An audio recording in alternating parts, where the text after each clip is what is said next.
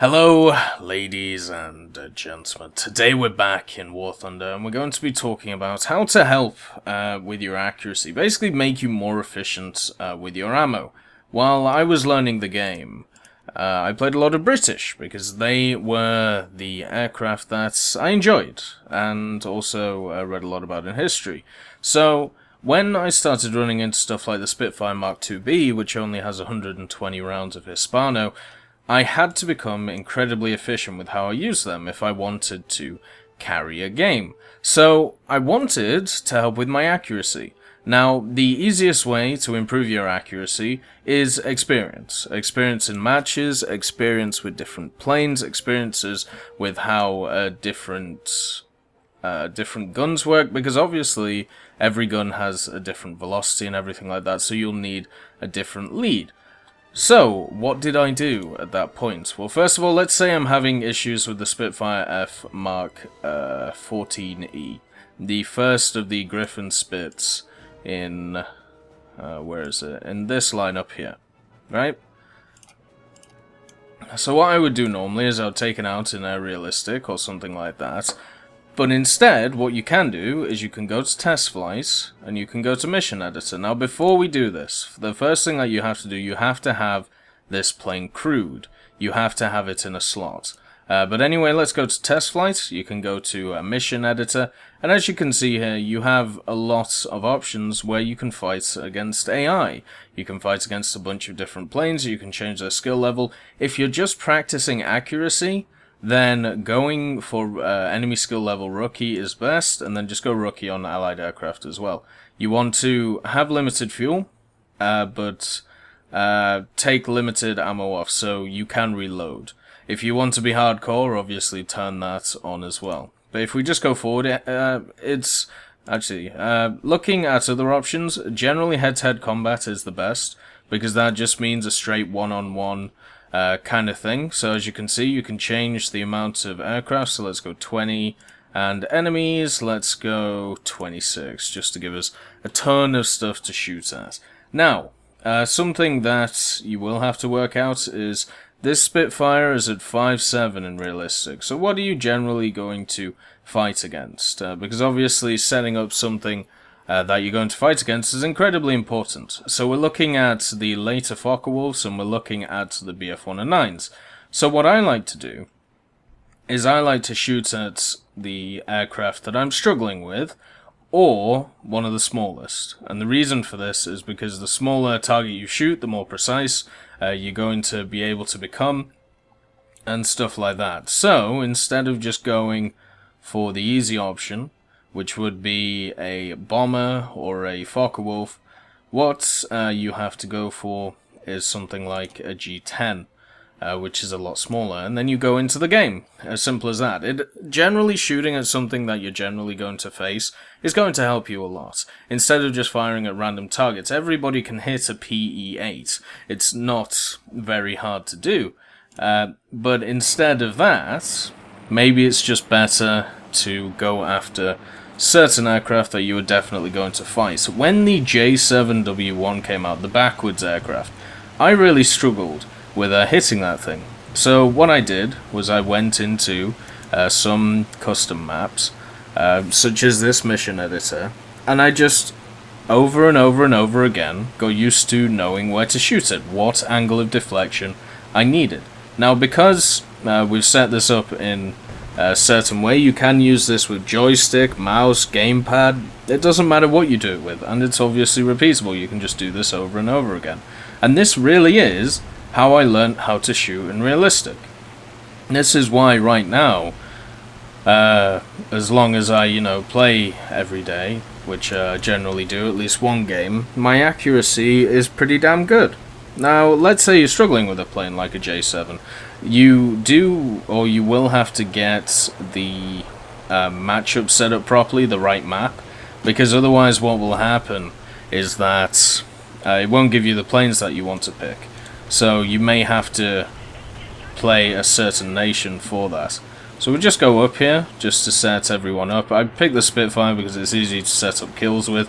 And generally, the AI at this level is not the greatest flyers. Obviously, if you want a bit more of a challenge, you want something like you want to put them on veteran instead. Which probably should have taken it off stealth, just for the recording, so you can see where my bullets are going. I'm gonna do that really quickly because that was a silly decision on my end. Again, I'm very comfortable with a lot of guns, so I use stealth, especially with the British aircraft. So I probably should change that. So let's just premium. So let's move this to, let's go tracers, and I should be on air targets, but I could go for this. Which one has the most tracers? Probably tracers, funny enough. So let's get back into the match. Test flights, mission editor. And the way that you change who you're fighting, you basically have to change it here. So as you can see, I mainly can only fight Germans when I'm using British aircraft. But if I go over to Americans, I can fight all over the Japanese theatre. I can also fight against Germans. So you're generally going to fight against what you fight in the game. But anyway, let's move forward. Let's go 15-15 instead. Let's just make it a bit more balanced.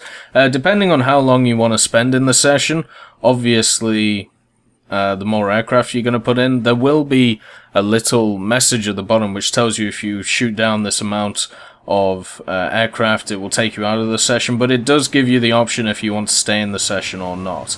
So don't see that as something that is limiting you, just see that as something that will just give you a bit of a nice little movie of you shooting, and also ask you if you want to stay in or not. So the general setup, for me personally, is depending on where I'm going to be. Now, being in one of the younger Griffin Spits against something like a G14, I am going to be above them when the battle commences, around 5 or 10 minutes. So there we go, there's the tracers. So I'm going to set myself up to be in that position. The Bf-109 can outclimb the Spitfire, but it will have to tank its engine.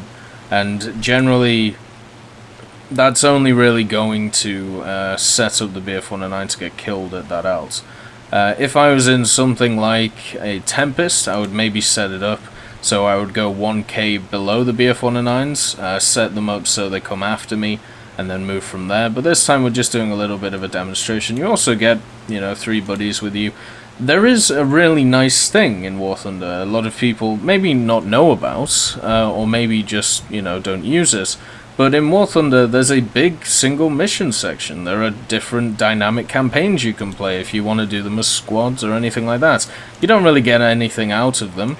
It would be nice maybe if you got some like gift aircraft or stuff, maybe a few GEs, but you get a few silver lines if you play them, and they're interesting missions. It's just something that was there when they started out the game, but never really added on. So, you can basically set up any angle you want to attack from, and you can work out where you have to lead. So I know that I'm going faster than this guy. I'm generally shoot at 0.4. Which is, there we go. I generally shoot at 0.4, which seems to be quite low for a lot of people. I find a lot of people recently firing at 0.6, but I'm always going to be a 0.4 guy, apart from in jets where it's like 0.8. But you can, from any angle and anything like that, generally what the AI will do on Rookie is they'll just fly in a circle, and they won't really do a lot. And if you want the maximum performance out of this, what you want to do is set your guns to do the least amount of damage, so it can be a bit counterintuitive. If you want to test how strong your guns can be, obviously you're going to go with the belts, which are going to be great. So for me personally, in this it would be stealth for the 50s, which are these, and air targets, the Heavy Sappies, with the 20s. But if you're just looking to increase accuracy, then obviously what you want is to be able to see your shots. Something that this part of the game isn't really affected by is ping or anything like that. So your shots will be slightly different, but it'll give you a general area to know where you have to shoot these things. Something that helped me quite a lot when I was first starting the game was playing a lot of arcade, I know it may sound a bit odd, but playing arcade, learning where that reticle is, where it should be on most planes, depending on what speed they're going, working all that stuff out, arcade helped me a hell of a lot with that. But, you know, sometimes people just want to jump straight into realistic, which is completely fine. This can obviously work with any plane in the game. If you want to try and learn what angles you want to come from, you can play an intercept bombers mission. Ooh. Oh, this is horrible shooting from me. You can do an intercept bombers mission. So basically you'd have a line of bombers come at you. Maybe you want to work out which is the best place to approach them from. Generally the AI bombers can be extremely savage. So it can just remember that some experiences in this testing environment will not be the same as if you were in an actual battle. Because what will happen is the bombers will set themselves up, depending on how many you put in either triangle formations or groups of 4 in like a diamond shape. So you're never going to have just one bomber shooting at you, you're going to have quite a few. And that's just how it goes, really. But you can work out deflection shots and stuff. One of the issues with doing this is that, as you can see, the AI sometimes will not respond like a player will, or generally the majority of the time they will not respond like a player will. Just because you have them on rookie. On veteran, basically it just means they make tighter turns. They're able to get on and shoot you from behind. So if you want a bit of that, you know, you can put it in. But generally what happens is if you just want to try shooting, then obviously you want to set it up so so the AI is as peaceful as possible. But yes, the AI does struggle a little bit in this game. If you also just want to check how quick your aircraft is, you could probably create a custom match which sets a plane going at a certain speed at a certain point and see how long it takes you to catch that plane or something like that. You could definitely do that. Because speed is a massive factor with leading a target as well. But this is the best advice I can give anyone. A lot of people ask me, you know, I'm struggling with aiming with an aircraft I've just unlocked, or I'm trying to make the switch from arcade to realistic, my aiming's taking a hit. The only real solution to that is experience. It is experience in games. Oop, holy crap. It is experience in games shooting at planes. That's the only way you're going to learn how to properly deflection shoot, and it's one of the only ways without basically wasting your time to learn something like that. You know, a lot of people will give you tips on how to lead a target, where to approach from, and we will go through them at some point. But generally, the only real way to learn is through experience. And I know it's annoying to say because a lot of people will be like, well, that's worthless to me. But that's just how it is. There's nothing else to say. So as you can see, when you complete the mission objective, it gives you a nice little movie of people shooting at people. Not very well. I think this little bit can be could be made a little bit better. Maybe do a little bit of a highlight reel. I always thought at the end of like a realistic battle, if you had like play of the game, you know, you're having like Overwatch or something. But you know, it would be nice if that was added. Let's just shoot that guy. And as you can see, mission accomplished. Space. Press continue session. There you go. Press continue session. And something else you can do if you want to set an interesting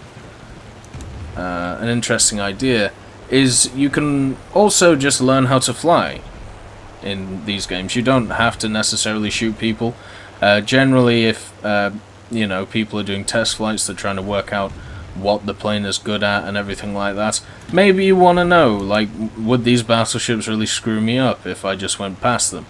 So, you know, that's what you can do. You can go past them. It's weird. It's very odd that there's this whole part of the game which is designed to, you know, it's basically training.